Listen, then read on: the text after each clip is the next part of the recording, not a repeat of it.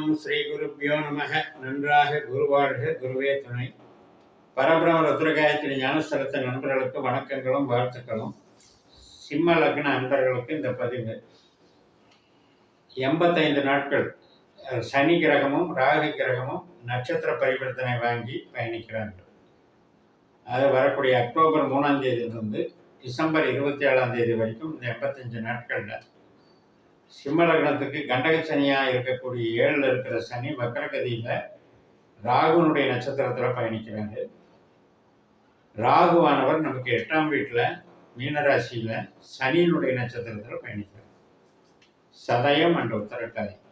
இப்போ 2 பேருமே நமக்கு ஆகாத கிரகங்க. சிம்மத்துக்கு சனியும் ஆகாது, ராகுவும் ஆகாது. ஆனால் ராகு நல்ல இடத்துல இருந்தால் கொஞ்சம் பெனிஃபிட் நல்லா கொடுப்பார். சிம்மத்தை பொறுத்த வரைக்கும் நம்ம ஜனன ஜாதகத்தில் ராகு நல்ல பொசிஷனில் இருந்து ராகு திசை புத்தி அந்தரம் நடக்கும்போது நல்ல பலன்களை கொடுப்பார். அவருடைய ஆற்றல் இருக்கக்கூடிய இடங்கள்ல இருந்து அவர் நல்ல இடத்துல இருக்கணும். அவருடைய ஆற்றல் எங்கே இருக்குது? 3ஆம் இடமான துலா ராசியில் சுவாதி நட்சத்திரமாக இருக்குது.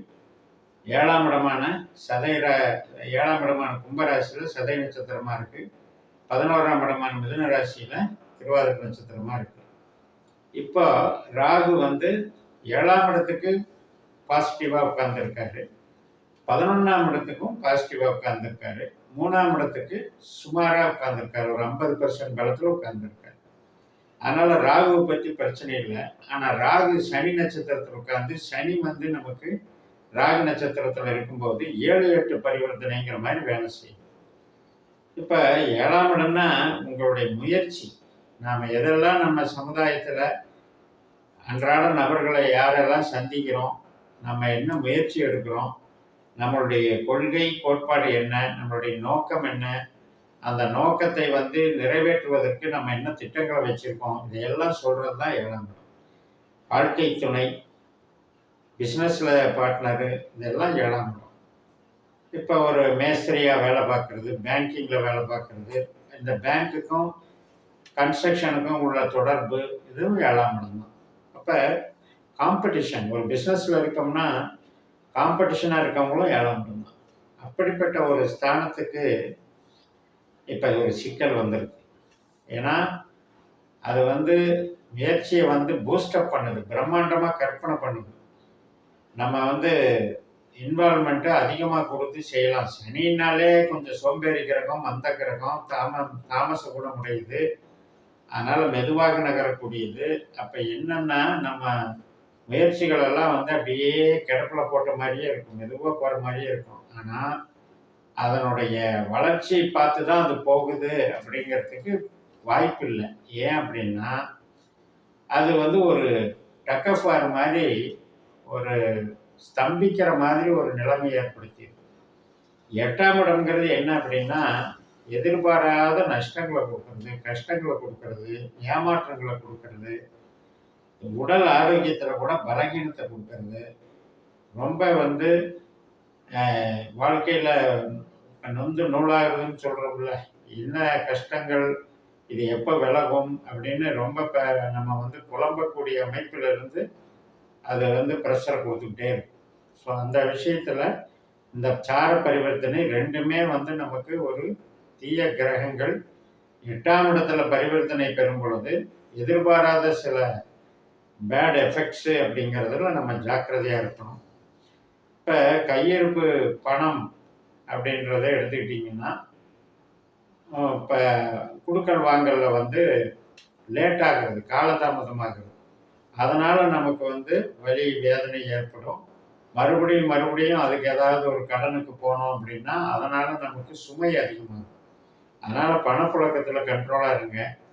அதே மாதிரி இடம் விட்டு இடம் போகிறது, தகவல் தொடர்பு, இளைய சகோதர வகை, உங்களுக்கு கருவிகள், கம்யூனிகேஷன் கருவிகள் வாங்கிறது, இது சம்மந்தப்பட்டதில் அகலக்கால் வைக்க வேண்டாம். பட்ஜெட்டு அதிகம் பண்ணிக்காதீங்க. மாற்றம் அவ்வளோ சீக்கிரமாக நடந்துடாது. ஒரு மாற்றத்துக்கு ஒரு ப்ராஜெக்டை மாற்றினாலும், உங்கள் ஃபீல்டு மாற்றினாலும், அல்லது இடத்த மாற்றினாலும் அந்த விஷயத்தில் தாமதமாகும். அதனால் கான்க்ரீட்டாக தெரிஞ்சால் மட்டும் அதில் ஈடுபடுங்க, இல்லைன்னா விட்டுருங்க.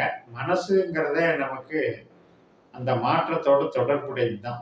அந்த மனசுங்கிறது நமக்கு ஊக்கமாக செயல்படுறதுக்கு, தைரியமாக செயல்படுறதுக்கு, துணிச்சலாக செயல்படுறதுக்கு இந்த சனி ராகுவும் கொஞ்சம் டென்ஷனை கொடுப்பாங்கங்கிறத மைண்டில் வச்சுக்கோங்க.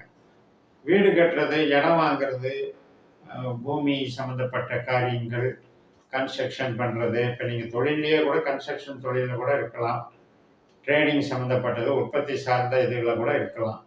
அந்த மாதிரி விஷயத்துக்கு பார்த்தோம்னா நமக்கு ஒர்க் லோடு அதிகமாக இருக்கும். அதாவது இப்போ ஒரு ஈஸியாக மூவ் ஆகிக்கிட்டே இருந்தீங்கன்னா ப்ரொடக்ஷன் ஆக ஆக போய்கிட்டே இருக்கும்.